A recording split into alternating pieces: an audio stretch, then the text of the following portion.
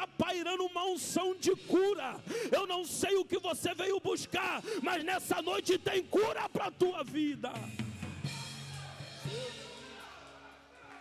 Meu Deus, eu sinto a graça. Só para mim entrar na palavra, no ano de 2020, em dezembro, eu quero agradecer a igreja por vocês terem nos ajudado em oração. No dia 7 de dezembro, a minha esposa, levanta a mão aí, amor. Essa coluna de Deus na minha vida, essa bênção de Deus, a mais bonita aqui. A mais bonita do Brasil e do mundo, né? Eu não viajei para fora, mas se eu viajar para fora, é a mais bonita do mundo. Demos entrada no hospital da Semeru, ela sentindo muitas dores e foi diagnosticada com Covid, 55% do pulmão tomado, uma bactéria no pulmão e ainda pneumonia. Eu lembro que eu estava sentado dela voltar de uma consulta de rotina, que já íamos algumas vezes na Semeru, e quando ela desceu, eu estava sentado mexendo no telefone, e ela falou: amor, não vou voltar para casa, porque eu estou com um pulmão comprometido, 55%, vou ser internada agora. E eu confesso aos amados irmãos que quando eu saí dali da Semeru, eu saí desesperado. Falei com os nossos pastores acionaram a igreja, o ministério, começaram a clamar pela gente. Só para mim não se prolongar, vivemos os 23 dias de luta e de angústia. Mas por que eu estou falando isso para vocês aqui nessa noite? É porque muitas das vezes a gente, quando tem a nossa oportunidade, está na frente do trabalho, como eu falei, a gente vive contando o testemunho do irmão que está do lado. Mas só que quando a gente coloca a mão na obra, a gente começa a passar pelas nossas próprias experiências. E muitas das vezes a gente fala que Jesus cura, que Jesus liberta, que Jesus tira do leito, que Jesus muda o diagnóstico do médico.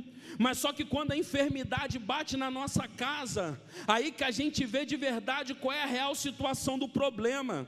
Porque eu olhar para a tua luta e falar: poxa, o Anderson é muito fraco, essa luta que ele está passando é fichinha. E outra coisa é quando eu estou dentro do problema, enfrentando, passando pelo problema. Mas só que o que vai me chamar a atenção é que estávamos numa pegada, o Hugo, o pessoal, estávamos aí na campanha orando e dirigindo o culto de libertação e profetizando sobre a vida das pessoas. Mas só que chegou o dia que a luta bateu na minha porta, e durante 15 dias eu orava e clamava e não ouvia a voz de Deus. Eu ia para Semeru e vinha para o culto. A maioria dos líderes da nossa igreja foram acometidos também de Covid. E acabou que estava eu dirigindo o culto de terça, dirigindo o culto de sexta, dando escola bíblica dominical, e à noite nossa pastora estava lá. E às vezes eu saía da Semeru para chegar até a igreja, e eu falava: Senhor, o que eu vou falar para a tua igreja? Se o Senhor não fala nada no meu coração, eu não consigo ouvir a tua voz, como que eu vou transmitir alguma coisa para a tua igreja? E chegou no 14º dia, o pastor Jorge tinha ido lá em casa orar com a pastora, e quando ele chegou lá em casa, ele colocou a mão sobre mim e falou: olha, a gente vai orar por você aqui. Quando eu orar por você aqui, simbolizando a tua esposa lá no hospital, as minhas mãos tocando em você, vai estar tocando nela. E ela tem um grande testemunho. Ela diz no testemunho dela que quando isso aconteceu, pastor, ela pensou que tinha morrido, porque ela viu umas luzes toda branca, sentiu uma grande paz no coração, e ela pensava: eu morri. Mas não era, era o ato profético que o Senhor fez, e Deus alcançou ela lá dentro daquela Semeru. E o quadro dela, depois disso, piorou um pouquinho, foi para 75%. E eu lembro que quando eu cheguei lá, estava todo bobo, todo empolgado. O médico olhou nos meus olhos, caiu e disse: olha, sua esposa teve uma piora. E eu falei assim: eu não aceito isso, ela veio de um quadro de melhora. E o médico falou: olha, mas a doença é assim, um dia está bom, outro dia está ruim. Se ela não tiver uma melhora de hoje para amanhã, eu vou ter que entubar ela. Eu falei: não, o senhor não vai entubar não. Ele falou: isso é o Senhor que está dizendo. Eu falei: não, eu estou profetizando, porque eu creio num Deus que não vai deixar ela ser entubada. Mas só que quando eu saí da Semeru, meu coração foi destruído. E eu falando: meu Deus, já não tinha mais forças, e a pior coisa que tem é quando você passa por um processo, você escuta alguém falar do teu lado, alguém falar na tua direita, alguém falar na frente, alguém falar atrás, mas parece que você olha para o céu está de bronze, Deus não fala contigo. E eu lembro que eu estava no ônibus vindo chorando muito, e o Felipe me ligou, falou: poxa, não tem ninguém aqui na igreja, estava chovendo muito, falou: só está eu e aqui poucos irmãos, eu estou dirigindo o culto, o que tu vai fazer? Vai vir para pregar? Eu falei: eu vou chegar e vou pregar. E eu lembro, irmãos, que naquele dia estava chovendo muito, minha pregação foi de 15 minutos, e eu falando o tempo todo comigo mesmo: Deus, o que eu vou entregar para a tua igreja se eu preciso receber? E quando acabou o culto, estava despedindo o povo, uma irmã que hoje ela está firme, não vou falar o nome dela por ética, ela há muito tempo não vinha na igreja. Quando acabou o culto, ela chegou para mim e falou assim: irmão, eu queria que você orasse meu filho. E eu falei: por quê? E ela falou: olha, ele viu um filme de terror, tem aproximadamente um mês que ele não dorme sozinho, toda vez que ele entra no quarto ele vê vulto, ele ouve voz, ele não consegue dormir. E eu por dentro de mim querendo passar força para aquela irmã, falando: poxa, como que eu vou orar por essa criança? Eu estou precisando receber. E eu falei: amém, irmão, eu vou orar pelo teu filho. E eu botei a mão sobre aquele menino e comecei a orar ele. O corpo dele, irmão, se tremia todo. E quando eu orava por ele, o Espírito Santo me revelou um demônio de morte dentro do quarto dele. Eu comecei a clamar pela vida daquela criança, repreendendo, orando pela família, pela casa. Aquela irmã falou assim: poxa, eu já sinto uma paz diferente. E ela virou as costas, despedi ele, eles foram embora. Eu confesso para os irmãos que eu estava um pouco frustrado, que eu falei: poxa, 15 dias eu estou orando e Deus não fala comigo. A irmã trouxe o filho hoje, e Deus já me revelou o que estava acontecendo na vida da irmã em minha casa. Irmãos, vocês que já foram lá no 40, vocês vê, o altar eles têm três degraus. Eu me virei, o povo estava lá atrás, que a tia Maria sempre faz um cafezinho, e eu me virei para poder subir no altar. Quando a irmã já tinha ido embora, pastor, eu dei o primeiro passo no altar. E quando eu dei o primeiro passo, o Espírito Santo veio e me abraçou. E ali naquele momento o Espírito Santo falou: ei, enquanto tu cuida da minha casa, eu cuido da tua. Enquanto tu peleja pela minha casa, eu pelejo pela tua. Enquanto tu profetiza na minha casa, eu profetizo na tua. Para encerrar o testemunho, no outro dia eu cheguei lá, o mesmo médico que disse que ia entubar falou: marido, eu não sei o que aconteceu, mas a sua esposa de ontem para hoje teve uma melhora de 2%, e por causa desse 2%, ela não vai ser entubada. Jesus.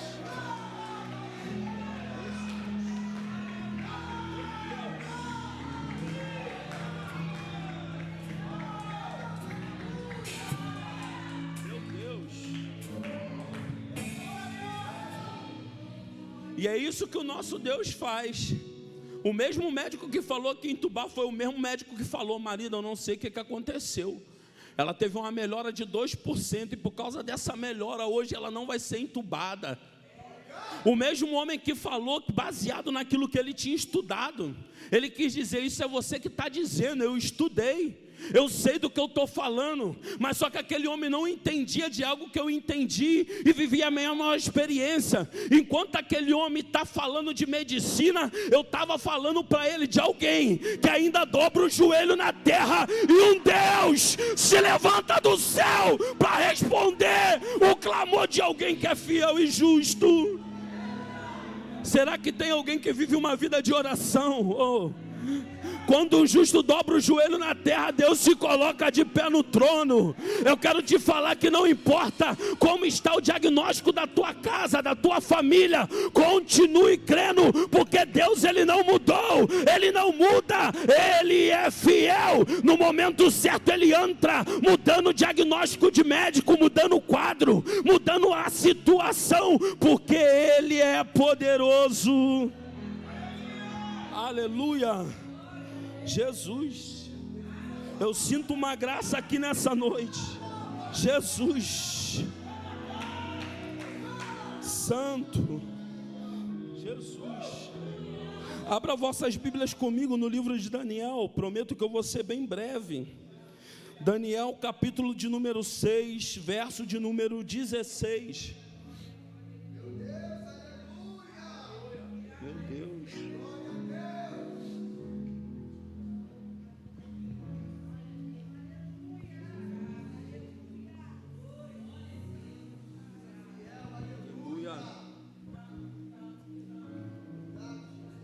Livro de Daniel, capítulo de número 6, verso de número 16, que diz assim a palavra do Senhor. Então o rei ordenou que trouxessem a Daniel e o lançaram na cova dos leões. E falando o rei disse a Daniel: o teu Deus, a quem tu continuamente serves, Ele te livrará. Mais uma vez então o rei ordenou que trouxessem a Daniel e o lançaram dentro da cova dos leões. E falando o rei disse a Daniel: o teu Deus, a quem tu continuamente serves, Ele te livrará. Você pode aplaudir ao Senhor pela sua palavra.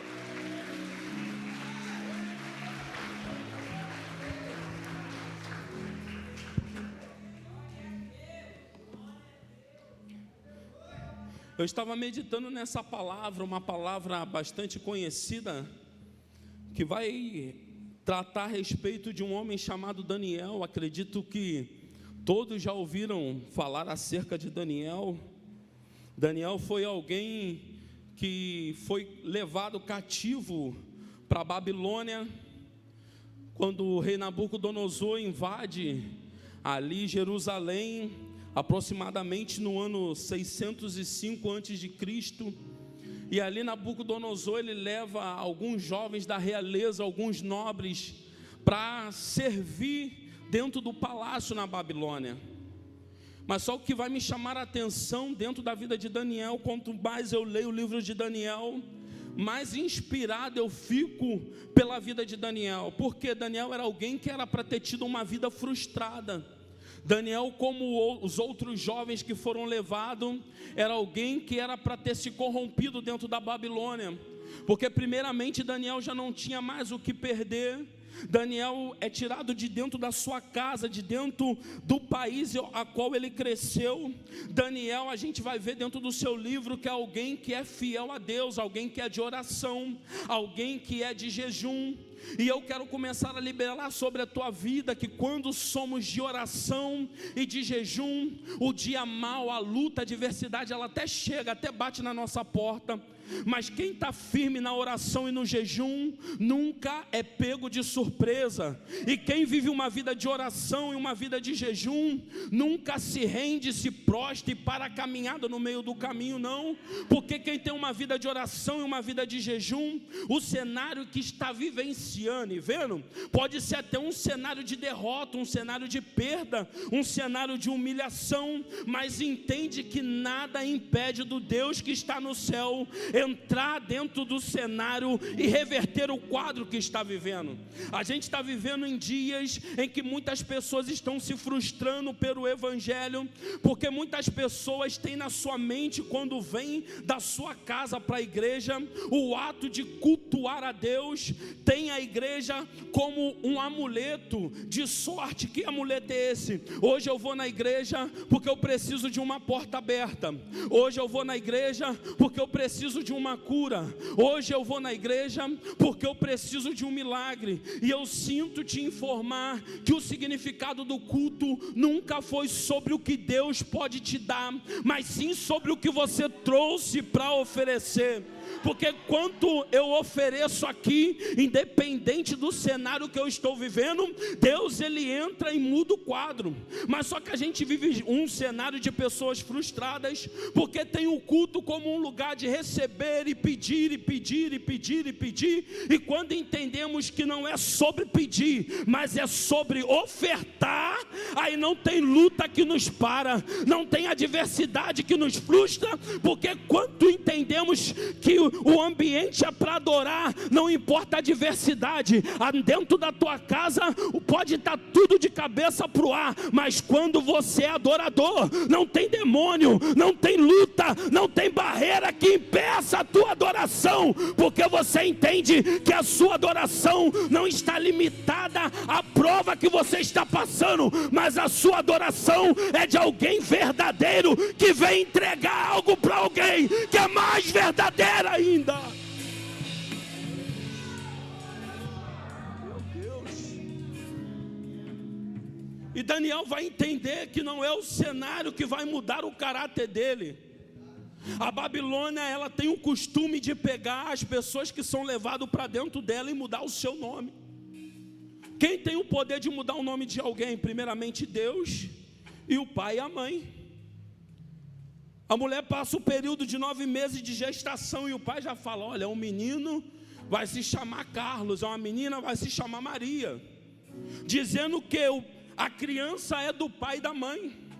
E a Babilônia, quando ela leva os cativos nobres de Judá para dentro da Babilônia, ela muda os nomes desses: Daniel, Beltesazar, seus amigos Ananias, Misael e Azarias, para Sadraque, Mesaque e Abidnego. A Babilônia até consegue mudar o nome dos jovens, mas não consegue mudar o caráter, porque Daniel tinha tudo ali para poder ter se revoltado. Mas Daniel está vendo que a comida, Caio, é oferecida para os deuses babilônicos. Daniel entende que está dentro de um cativeiro, mas entende que o único Deus vivo era o que se manifestava dentro do templo de Jerusalém. Era o Deus que abria mar, era o Deus que era coluna de fogo durante a noite, durante o dia ele era nuvem para proteger o seu povo. Entende que o Deus que ele servia era aquele que fazia jorrar água da rocha. Então Daniel entende que os deuses babilônicos não podem fazer nada, mas só que o que Deus sempre vai bater na tecla é que não se aliancie juntamente com o seu povo, não se aliancie com outros deuses, não se envolva com os povos pagãos. E o que Deus sempre quer do seu povo? Relacionamento. Porque enquanto entendemos e vivemos uma vida de relacionamento com Deus, entendemos que não precisamos de mais nada. Mas tem muitas pessoas que não conseguem ter relacionamento com Deus, aí se relaciona com bebida, não consegue ter relacionamento com Deus e se relaciona com pornografia. Meu Deus, tem muita gente que não consegue se relacionar com Deus e vive uma vida de altos e baixos. Tem 20, 30, 40 anos de evangélico, mas não conseguiu ainda ter uma estabilidade espiritual. E Deus me trouxe aqui nessa noite para te dizer: é tempo de se relacionar com Deus. Ei, é tempo de largar a mão do WhatsApp, sai da novela, sai do Big Brother, sai do Power Couple e vai buscar a presença de Deus.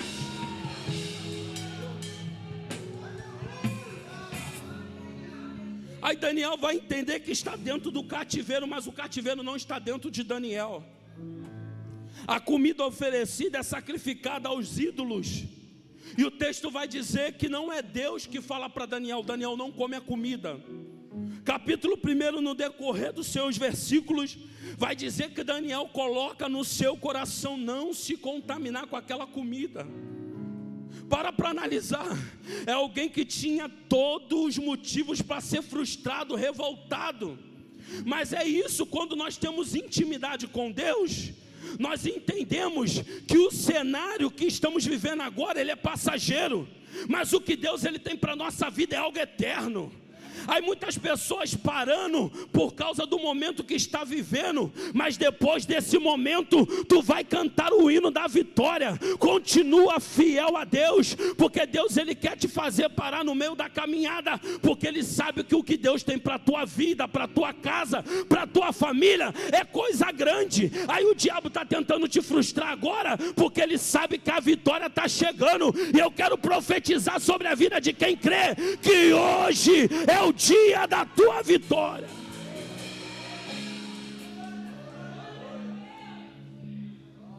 Mas só que Daniel passa, vocês conhecem o capítulo de número 1, 2 e entre o 3 é os capítulos em que Daniel revela o sonho do rei Nabucodonosor. Capítulo de número 3, os amigos são jogados dentro da fornalha. Vem o capítulo de número 4, o capítulo de número 5, rei Beltesazar, ele traz da casa dos deuses dele os utensílios que estava na casa, no templo de Jerusalém. Quando ele leva esses utensílios, zombando de Deus, aparece a famosa escrita na parede, aonde o rei Dário entra com o império medo e persa e toma, destrona, mata o rei Beltesazar e assume o governo da Babilônia. Mas só que o que me chama a atenção, Caio, é que passa o governo de Nabucodonosor, passa o governo de Beltesazar, chega o governo da Pérsia, e Daniel, para todo mundo que olha ele, pastor, vai dizer: ei, esse menino é diferente, é um escravo, mas nele tem um espírito de excelência. Quem está falando de Daniel, não é ele próprio que está falando, eu sou alguém que tem excelência, é alguém que adora vários deuses, e está falando: ei, eu adoro vários deuses, mas nesse menino tem alguma coisa diferente. O que é diferente nesse menino? É um espírito de excelência. E aonde chegamos na palavra? Agora Dário está reinando e o império está cada vez mais crescendo.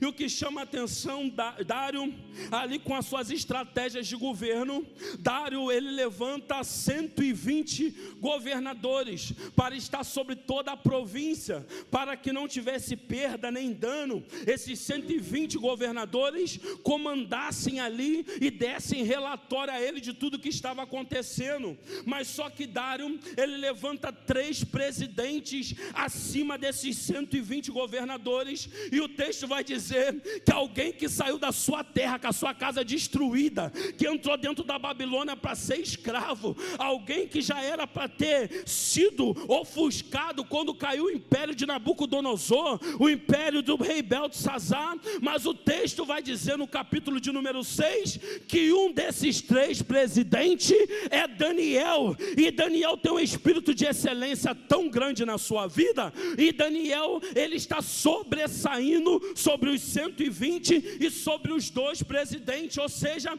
o texto vai dizer que Dário coloca no seu coração nomear Daniel maioral acima de todos esses. Mas o que me chama a atenção, que quem está observando Daniel é do império da Pérsia, e vai falar: eu não aceito que Daniel seja um dos maiorais, porque esse homem é escravo. Enquanto o rei vê em Daniel um espírito de excelência, os outros governadores e seus colegas de trabalho estão vendo em Daniel alguém que é escravo. E o que eu quero falar para vocês aqui nessa noite, que Daniel, ele é alguém diferenciado, porque o texto vai dizer que Daniel ora 3 vezes por dia. Daniel, pelo período da manhã, ele dobra o joelho com a sua casa, com as janelas abertas para a banda de Jerusalém, e ele orava a Deus. Na hora do almoço, Daniel dobra o joelho e ora a Deus. Antes de dormir, Daniel dobra o joelho e ora a Deus. E quem está falando que Daniel tem um espírito de excelência não é Daniel. O rei está falando: Daniel tem um espírito de excelência. Por quê? Porque quem dobra o joelho e ora, não precisa ninguém falar, massagear o ego. O próprio Deus revela qual é ele, quem é ela e quem é o caráter. O próprio Deus está revelando para Dário quem é Daniel. Mas o que vai me chamar a atenção é que os 120, mas os 2 presidentes não estão se agradando do que Daniel está crescendo. E eles tentam achar em Daniel alguma culpa, alguma coisa para incriminar Daniel e tirar Daniel da sua posição. Mas só que a Bíblia vai dizer que Daniel é alguém íntegro e reto. Quanto mais eles procuram sobre algo sobre Daniel, mais eles veem que Daniel não tem falha. E eu imagino conjecturando: vamos oferecer um dinheirinho para ele, Daniel não aceita. Vamos oferecer algozinho para ele ali, Daniel não aceita, porque Daniel é íntegro e reto. E o que vai chamar a atenção é que eles observam que Daniel, além de ser um homem íntegro e reto, é um homem que é temente a Deus. Enquanto eles estão vendo que Daniel é temente a Deus, eles vão fazer uma reunião. E dentro dessa reunião eles vão falar: olha, não tem como parar Daniel, porque o caráter do homem é íntegro e reto. Então a gente tem que ver na lei do Deus dele alguma forma de tentar paralisar Daniel. Vamos usar do Deus dele, da religião dele, para tentar parar Daniel. Eu imagino que se talvez eles tentassem inventar algo contra Daniel, uma fofoca, uma calúnia, de repente poderia até fazer o rei Dário pensar. Mas agora, além de mexer com alguém que é íntegro e reto, eles estão mexendo com o próprio Deus, porque Daniel é reto a Deus. Eles estão dizendo: vamos tentar achar alguma coisa no período ali da oração, do jejum dele, alguma falha, vamos tentar paralisar. E eu quero falar para vocês que não existe demônio, capeta, mãe de santo, invejoso que para alguém de oração. Não tem. Pode se levantar quem for, que não para um homem e uma mulher de oração. E eles estão querendo parar Daniel da oração. E eles chegam até o rei e vão falar para o rei. Vocês conhecem a história. O rei enche o seu coração de ego, assina o decreto que durante um mês ninguém poderia fazer petição a nenhum Deus e a nenhum homem, a não ser ao rei Dário. E eles observam que Daniel ora de manhã, de tarde e de noite. Daniel ora de manhã, de tarde e de noite. E o que me chama a atenção no versículo de número 10 é que Daniel, ele ouve, ele sabe do decreto que o rei está sentenciando. E pelas vias normais, Daniel, talvez para entrar no seu quarto, se fosse nos dias de hoje que a gente vive, alguém entraria para dentro da sua casa, trancaria a casa toda, mesmo que orasse, mas iria orar escondido. Daniel ouve o decreto do rei. Qual o decreto? Quem adorar, fazer petição a outro Deus, a outro homem que não fosse a Dário, seria lançado dentro da cova dos leões. Entenda que o decreto do rei era para a morte. Amém ou não amém? Amém ou não amém? O decreto do rei é para a morte. Mas só que quando Daniel sabe do decreto do rei, o que Daniel faz? Vai para a sua casa, abre as janelas, dobra o joelho e ora. Enquanto Daniel está orando, os inimigos estão do lado de fora observando a Daniel, porque eles sabiam que a janela estava aberta. Deixa eu te entregar a revelação aqui. Sabe por que Daniel vai para casa, dobra o joelho e ora? O texto vai dizer que era costume dele fazer isso de manhã, de tarde e de noite. Mas só que Daniel agora está debaixo de um decreto que é para a morte. Mas só que Daniel não dá ouvido ao decreto. Ele é acostumado a orar de manhã, de tarde e de noite. Então ele vai para sua casa e volta a orar, porque Daniel entende que se ele parar a oração, ele já está morto, porque não tem como viver espiritualmente sem ter uma vida de oração. Não tem como manter um ministério de louvor se não tiver uma vida de oração. Não tem como manter o ministério da palavra se não viver uma vida de oração. Não tem como sobreviver espiritualmente se não viver uma vida de oração. Cadê aqueles que oram aqui? Joga a mão para o alto aí, glorifica e exalta o Senhor.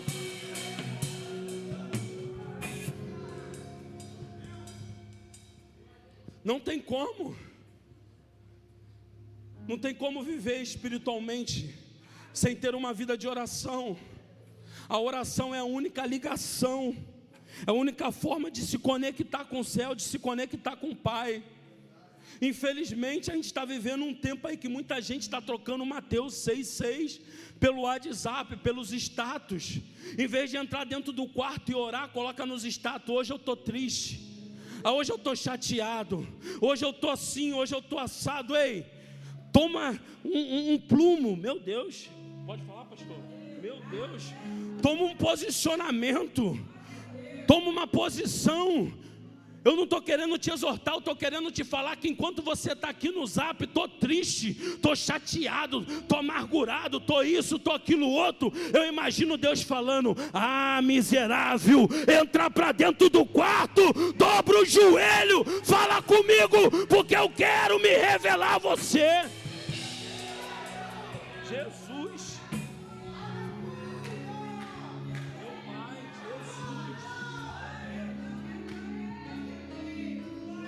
Aí não entende porque vivemos uma geração de pessoas depressivas, pessoas com ansiedade, pessoas que se relacionam com a rede social, mas não conseguem se relacionar com Deus, porque está com a mente cauterizada. O diabo está vencendo a guerra dentro da tua mente. Se levanta hoje e fala: Satanás, eu não aceito essa vida de derrota, porque eu creio num Deus vivo.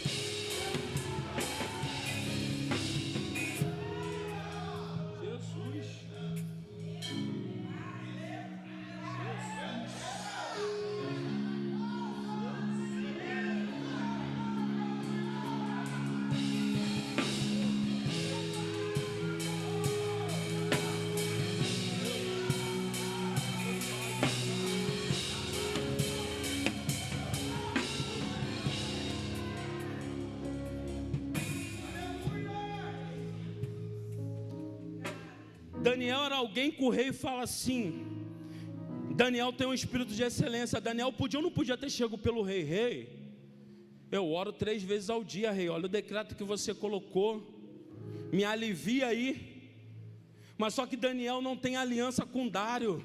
Antes de Daniel ter aliança com Dário, Daniel tem aliança com Deus. Aí a gente acaba ficando refém, porque não vive uma vida com Deus. Aí fica assim toda vez: pastor, vai lá orar na minha casa, pastor, ora pelo meu filho, pastor, ora pela minha filha. Não que isso seja errado, mas entenda que Deus te dá autoridade para pisar em serpentes e escorpiões. O maior profeta dentro da tua casa é você. Até quando tu vai aceitar o demônio brincar com a tua vida? Até quando tu vai aceitar teu filho, tua filha se navalhar dentro de um quarto? Eu já não sei mais o que fazer. Dobra o joelho e ora. Meu Deus. Jesus. O decreto é para a morte, mas Daniel não está nem aí. Porque Daniel tinha tanta conexão com Deus que ele sabia que mesmo que se ele morresse, existia um Deus que não permitiria que a alma dele irisse para o inferno. Mas tem um Deus que diz: Daniel, lá no capítulo 7 em diante, tu vai ver que o anjo aparece e fala: Daniel, homem muito amado, eu vim por causa das tuas palavras. E eu quero falar, quem se relaciona com Deus, Deus, ele sente a sua dor, ele vê a sua guerra e ele desce para te ajudar. Meu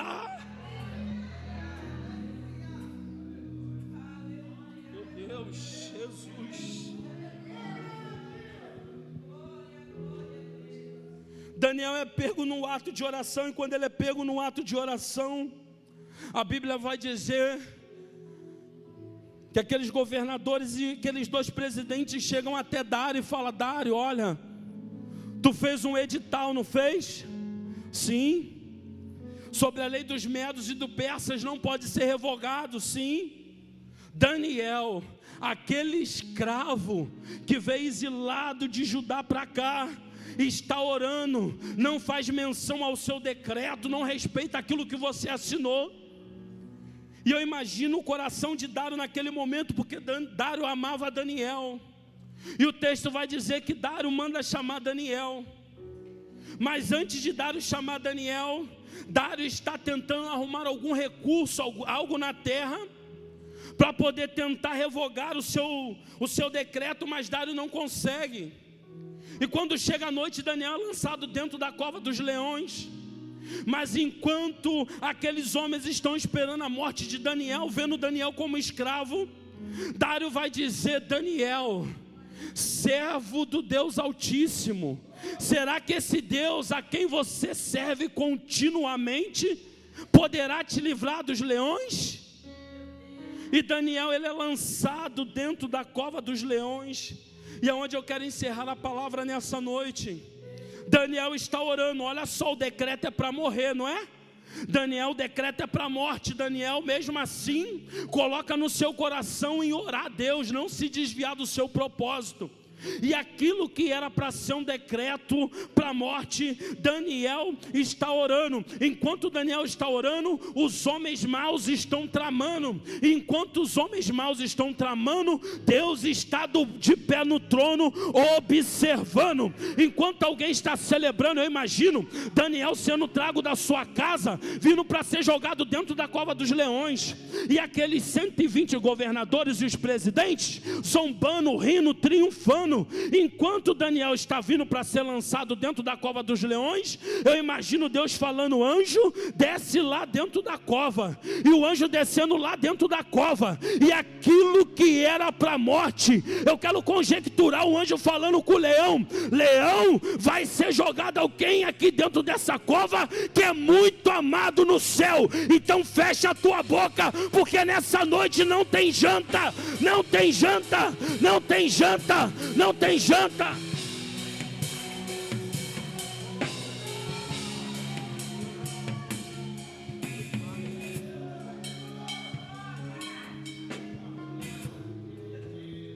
Daniel é jogado dentro da cova. Quando Daniel é jogado dentro da cova, eu imagino o anjo falando para Daniel: Daniel, vem cá, está cansado, né? Deita aqui em cima desse leão aqui está mais confortável do que o chão. Aí o homem que está debaixo de um decreto de morte, estabelecido pelo homem, e o próprio homem que estabeleceu, ele tenta achar um recurso para revogar aquilo mesmo que ele havia autorizado. Mas só que o recurso na terra falha, mas o recurso do céu não. Enquanto o recurso na terra está falhando, o céu está se prontificando, falando: ei anjo, desce lá, fecha a boca do leão, porque quem vai entrar aí é alguém de oração. E eu imagino, pastor, o leão olhando para Daniel e falando: ei, esse homem aí é alguém diferenciado, porque eu estou cheio de fome aqui, mas o anjo mandou eu fechar a boca, porque não é noite de morte, é noite de livramento, não é noite de perca, é noite de ganho, não é noite.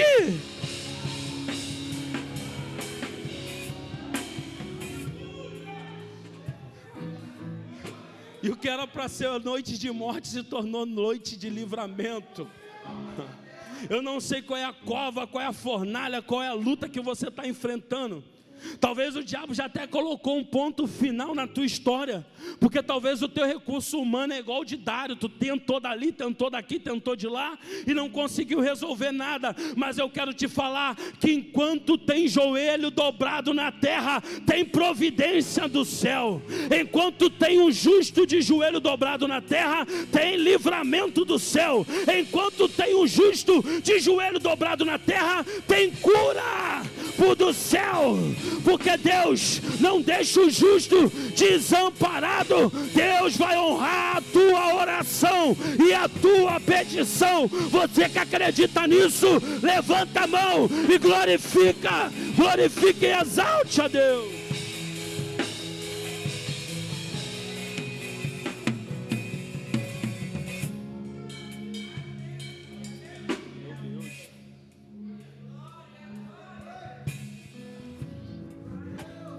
O contexto vai dizer que Dário não dorme a noite toda, não come, não chega até Dário músicas. E Dário chega no outro dia seguinte até a cova onde Daniel está. E Dário, com a voz muito triste, diz a palavra que Dário vai falar: Daniel, servo do Deus Altíssimo, será que o seu Deus pôde te livrar das garras do leão?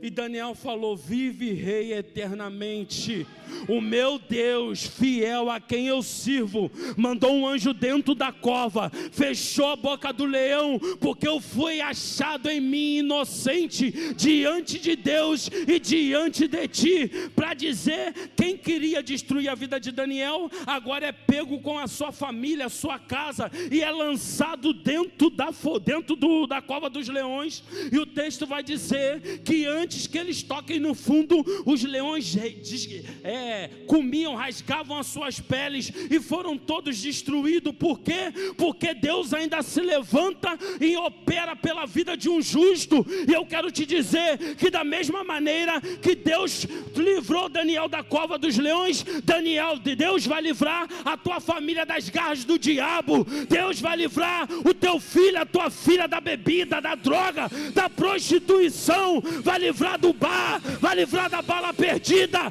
vai livrar da enfermidade, porque Ele não mudou, Ele continua o mesmo. E da mesma maneira que Ele mandou um anjo na cova dos leões, Ele manda um anjo aqui pelejar em favor da tua casa. E assim eu agradeço a minha oportunidade em nome de Jesus.